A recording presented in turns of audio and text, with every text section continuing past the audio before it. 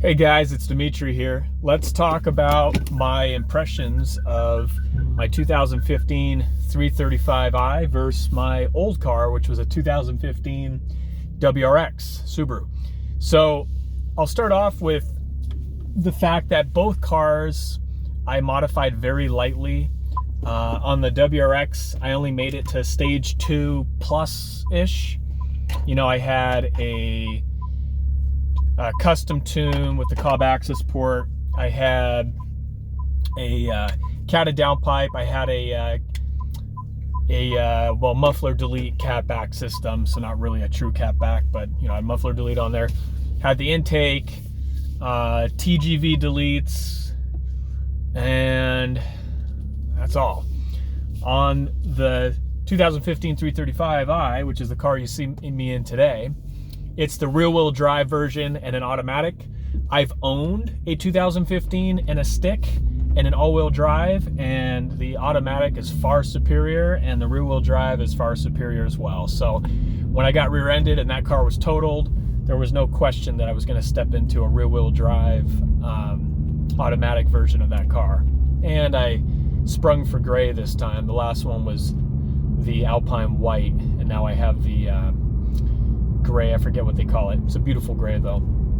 In any event, the 335i had the Wagner catted downpipe, the AFE catback exhaust system, the InGen air intake, and the JB4, currently running MAP 2. I can also run MAP 5, but I haven't messed around with ethanol blends or anything, so I'm just doing MAP 2 for right now.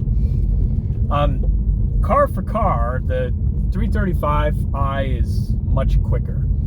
It's not as fun to drive, however. So what I mean by that is the Subaru being a stick, they added a lot to the experience, and I miss that. But even outside that, the Subaru was a car you just felt like you could throw around. You know, the BMW is not very forgiving. You feel like you're kind of molesting the car when you drive it spiritedly.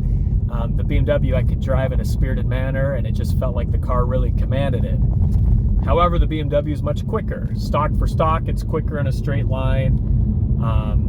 It is a inline-6 twin-scroll turbo, and the WRX was a four-banger twin-scroll turbo, so that's to be expected. But in addition to the Subaru being a little more fun to drive, it was also a little more responsive to the modifications. And what I mean by that is, even with the limited modifying that I did, I felt like the Subaru really welcomed those mods. You know, when I put one of the first mods I did was a muffler delete, the car really woke up. It sounded different. It would pop and crack when you shifted hard, sound really good on deacceleration.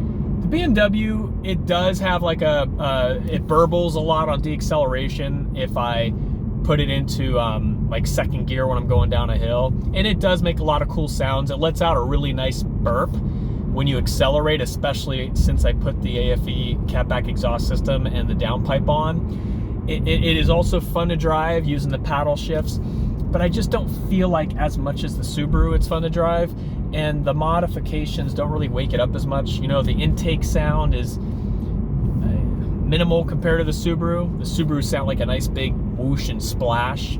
The BMW, here, I'm warmed up here, I'll show you. You probably won't be able to hear it very well, but the intake sounds like this. It's more like a whistle with a little bit of whoosh. The tune on the WRX, the off-the-shelf map from Cobb was horrible, but when I got a custom tune, it really woke up the car. Now on the BMW, I'm just running the JB4 map 2, so I don't really know for sure how much of a difference there would be. Anyways, we got a lot of foreign drivers around here. You know, the other thing worth mentioning is that the Subaru, in addition to being more fun to drive and feeling like you can throw it around a little more and being more receptible to mods, it also just felt like the car could be abused. Like, it felt like the car didn't hate you for driving it aggressively. the BMW, I always feel like I'm gonna break something. I hate redlining it in this car. It just doesn't feel like it wants to go up there. I hate taking corners fast. I hate braking fast.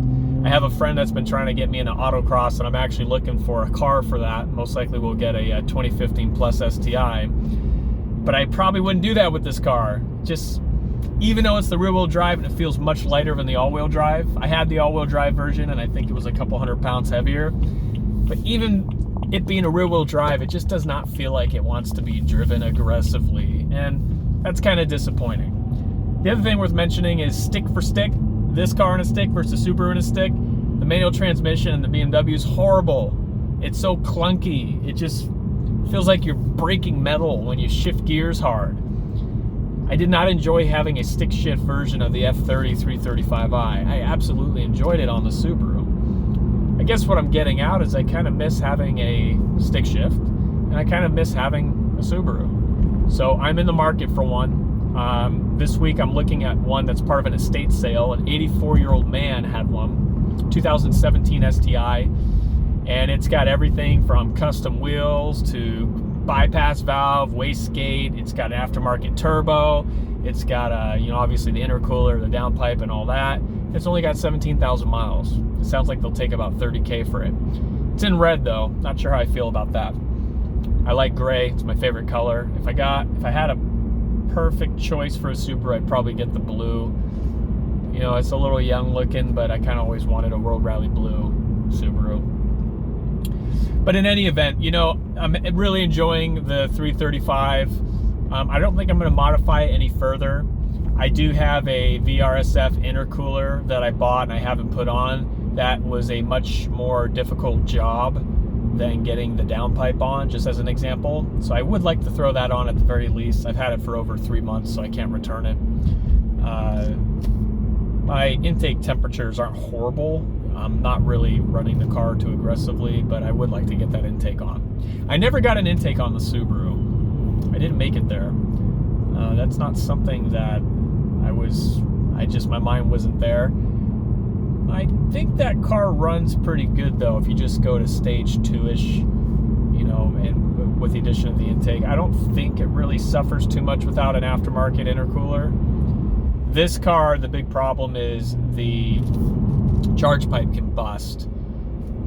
Even just running map 2 on the JB4, I haven't had that problem yet. I've had people message me and ask if I've had that problem. I have not. I do also have a VRSF charge pipe as well. I forgot about that. I need to get that on too, but of course I would do that at the same time as the intercooler if possible. But, you know, I haven't run this car on a quarter mile or anything. It feels powerful. It's definitely fun in a straight line. I like the way it looks. It feels solid. When my white 2015 335i was rear-ended, my son was in the back, and the car did a great job at protecting us.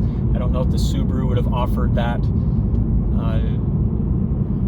I don't know if the Subaru would have fared as well in that kind of an accident. We were hit from behind. We were sitting stationary at a stop sign, and a foreign driver who had a special license. They didn't have a lot of experience on our roads, and I don't know what happened. He said he mistook the gas for the brake and hit us going about 35. Not sure why going to a different country would inspire you to mistake the gas for the brake. I don't know, there may have been some mental capacity issues there as well. But in any event, I'll put up some videos showing more like what the intake sounds like on drive-by, what the downpipe sounds like when I'm in a parking garage, that kind of thing. But let me know your guys' thoughts, and as always, drive safe.